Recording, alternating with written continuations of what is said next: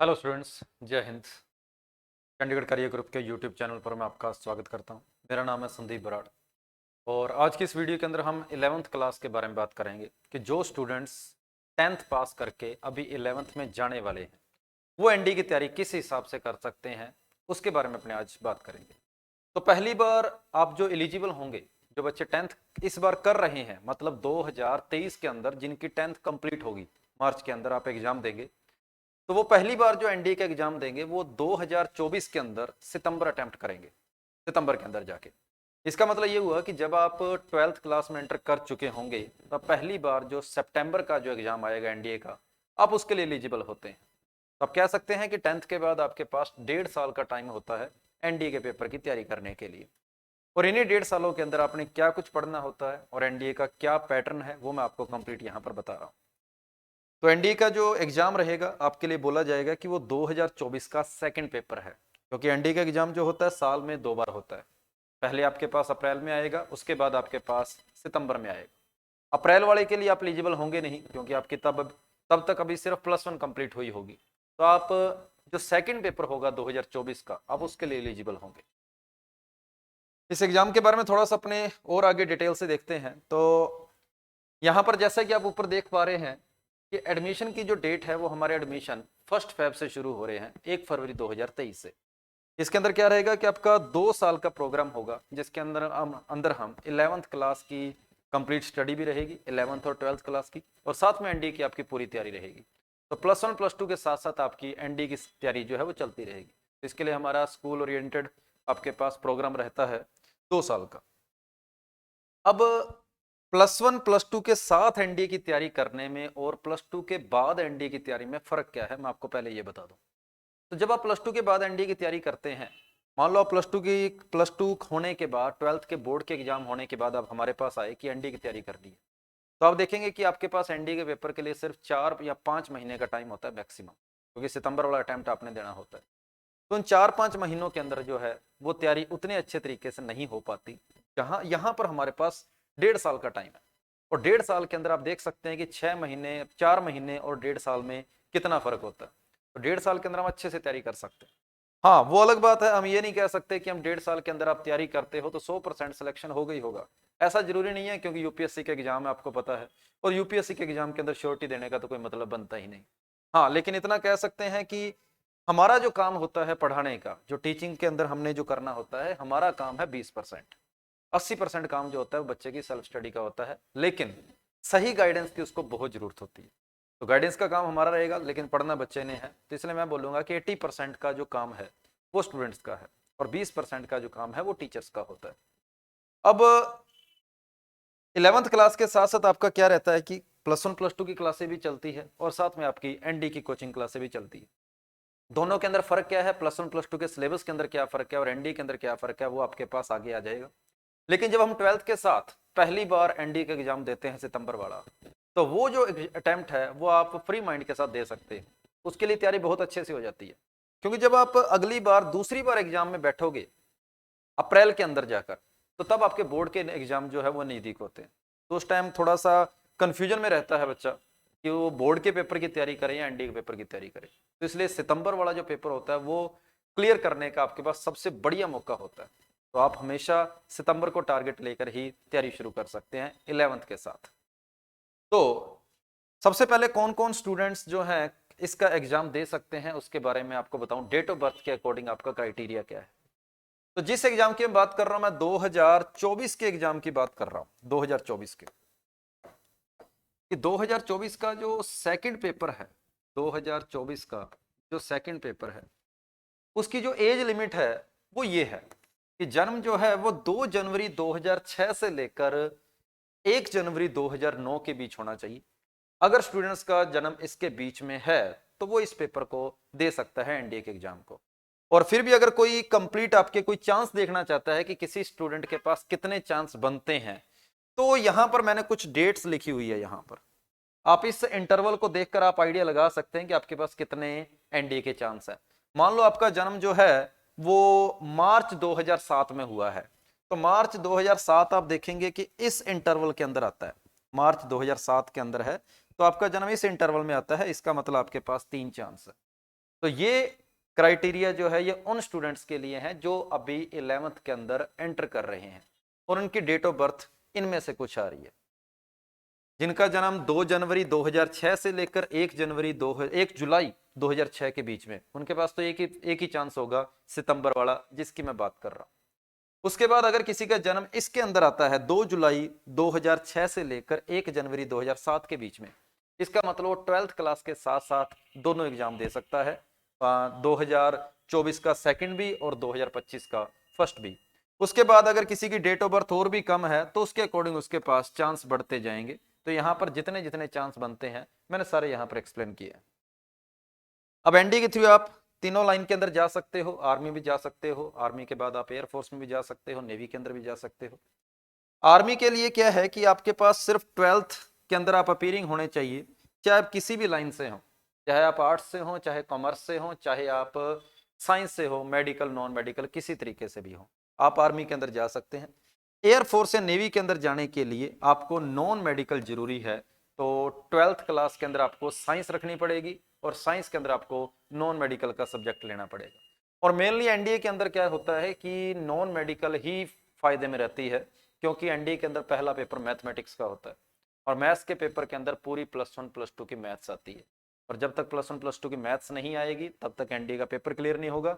और +1 +2 की मैथ्स अच्छे से करने के लिए आपको नॉन मेडिकल जरूरी है।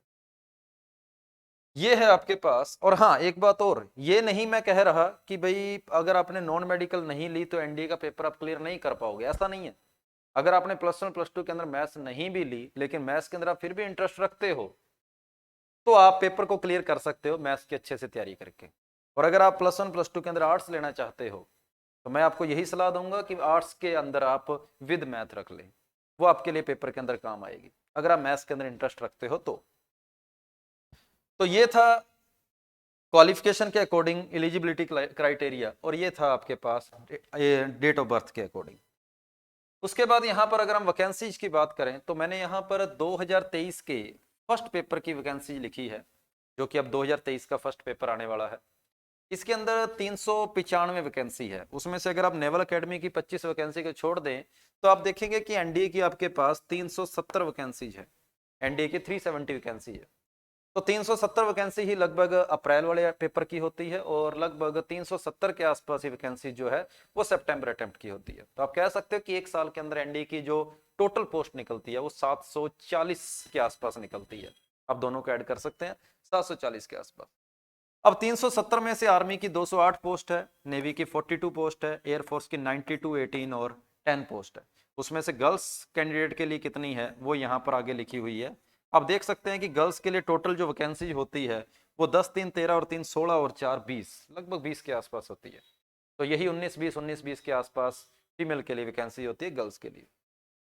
ये 2023 के फर्स्ट पेपर की बात करी है मैंने, इसी बार के पेपर की बात करी है। आप जब 2024 का सेकंड पेपर देंगे उसमें थोड़ा बहुत ऊपर नीचे इसके अंदर हो सकता है, वैकेंसी इससे कम नहीं होगी, 2000 इससे थोड़ी सी वैकेंसी बढ़ेगी लेकिन इससे कम नहीं होगी। तो ये था 2024 के सेकंड पेपर, ये 2023 के फर्स्ट पेपर के बारे में हमने वैकेंसीज के बारे में बात करी। थोड़ा सा और आगे बढ़ते हैं। तो यहाँ पर लिखा हुआ है कि एनडीए के एग्जाम का पैटर्न क्या है उसके बारे में यहाँ पर बात की गई है। एनडीए के अंदर मार्क्स का पैटर्न क्या है उसके बारे में लिखा गया है कि सबसे पहले हमें 900 का रिटन एग्जाम देना पड़ता है, उसके बाद 900 की हमने एसएसबी के लिए जाना होता है जिसका एग्जाम जो है जो कि 900 की पड़ती है एसएसबी, और टोटल आपके पास एनडीए का एग्जाम जो है वो 1800 नंबर का है। मतलब कह सकते हैं कि एनडीए के लिए जितना मायने रिटर्न रखता है उतना ही मायने एसएसबी भी एनडीए के लिए रखेंगे। लेकिन एसएसबी से पहले रिटर्न क्लियर होना जरूरी है, पहले आप रिटर्न क्लियर करोगे फिर आप एसएसबी के लिए रिकमेंड होते हैं तो आप मेडिकल वगैरह के लिए आगे जाएंगे। लेकिन सबसे पहली बात आपने रिटर्न को क्लियर करना होता है, तो हमारा फोकस शुरुआत में रिटर्न से अपने फोकस शुरू करते हैं। अब क्या कुछ पढ़ना होता है उसके बारे में भी आगे लिखा होगा यहाँ पर। तो आप देख सकते हैं कि एनडीए का जो पेपर होता है वो एक दिन के अंदर 2 पेपर होते हैं, एक पेपर 1 होगा आपके पास और एक आपके पास पेपर 2 होगा, आपके पास 2 पेपर होंगे। ये एनडीए के दोनों पेपर सेम डेट को होते हैं और सुबह 10 बजे से लेकर 10:30 बजे तक आपका एनडीए का पहला पेपर होता है और उसके अंदर कंप्लीट मैथमेटिक्स आती है। और उसी दिन लगभग 1.5 घंटे बाद एनडीए का दूसरा पेपर 2 होता है जिसके अंदर बाकी सब्जेक्ट आते हैं जीएटी के। दोनों पेपर आपके पास 2.5 घंटे के होते हैं। तो 2.5 आवर्स का आपके पास मैथमेटिक्स का पेपर रहेगा और 2.5 आवर्स का आपके पास जीएटी का पेपर रहेगा। मैथ्स का जो एग्जाम है वो 300 का होता है और जीएटी का एग्जाम जो है वो 600 का होता है। तो टोटल अभी हमने बात करी थी कि रिटन एग्जाम जो होता है वो 900 नंबर का होता है। तो 300 नंबर की मैथ्स है और 600 नंबर की आपके पास जीएटी बैठती है। उसके बाद अगर हम कट ऑफ की बात करें कि हमें कितने कितने नंबर लाने होते हैं, कट ऑफ से पहले मैं आपको यहां पर एक बात और बता दूं कि अगर मैं जीएटी की बात करूं, जीएटी है जिसके बारे में अभी हमने लिखा है यहां पे, जीएटी के अंदर आपके पास 3 सब्जेक्ट होते हैं। जीएटी के अंदर 3 सब्जेक्ट रहेंगे। एक आपने यहां पर इंग्लिश पढ़नी होगी, एक आपने यहां पर जनरल स्टडी पढ़नी होगी और एक आपने यहां पर साइंस पढ़नी होगी। ये 3 पार्ट आपके पास जीएटी के अंदर आते हैं। जो आपके पास 600 मार्क्स का एग्जाम है उसमें से 200 की इंग्लिश रहेगी, 200 की जीएस रहेगी और 200 की ही साइंस रहेगी। तो अब यहां पर आप देख सकते हैं 200 200 200, 600 नंबर का पार्ट इधर से है और 300 नंबर का पार्ट इधर से है। टोटल आपका 900 का एग्जाम होता है। उसके बाद अगर मैथमेटिक्स की बात करूं तो आपके पेपर के अंदर +1 और +2 की मैथ्स आती है। कंप्लीट मैथ्स जो है वो +1 +2 की रहती है। लेकिन यहां पर जो आपके पास पूरा सिलेबस होता है इंग्लिश का, जीएस का और साइंस का, ये पूरा सिलेबस आपके पास अप टू 10th क्लास होता है। मतलब 11th और 12th क्लास के अंदर जो फिजिक्स और केमिस्ट्री पढ़ते हैं उसका हमारे पास कोई रोल नहीं है। हाँ, इतना है कि +1 +2 की जब हम फिजिक्स केमिस्ट्री पढ़ लेते हैं तो हमें साइंस का जो सब्जेक्ट है वो और भी ज्यादा आसान लगता है। लेकिन +1 +2 की फिजिक्स केमिस्ट्री का एनडीए के पेपर के अंदर कोई रोल नहीं। आगे बढ़ते हैं उसके बाद। तो यहां पर कट ऑफ के बारे में बात की गई है। तो कट ऑफ जो होती है वो 25% होती है। मतलब एनडीए का पेपर जो मैथ्स का 300 नंबर का था उसमें से आपने 75 मार्क्स लेने हैं, 25%। जो 600 का एग्जाम होता है जीएटी का उसमें से आपने 150 नंबर लेना है और ये भी आपके पास 25% है। अगर आप दोनों की कट ऑफ क्लियर करते हैं तो आपको एक ओवरऑल कट ऑफ भी क्लियर करनी पड़ती है कि 900 में से आपके टोटल नंबर 370 प्लस होने चाहिए। अब ये 370 एग्जैक्ट नहीं है कि 370 ही पूरे होने चाहिए, 371 ही होने चाहिए।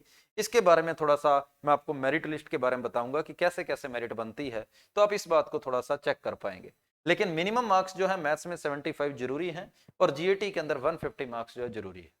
अगर हम देखते हैं कि मान लो एनडीए के अंदर किसी बच्चे का सिलेक्शन नहीं हुआ तो 10 बच्चों का मान लो रिटर्न क्लियर नहीं हुआ तो 10 में से 8 बच्चे ऐसे होते हैं जिनका मैथमेटिक्स का पार्ट ही क्लियर नहीं होता, वो मैथ्स में रह जाते हैं। और 2 ही बच्चे ऐसे होते हैं जिनका मैथ्स हो जाता है लेकिन जीएटी नहीं हो पाता।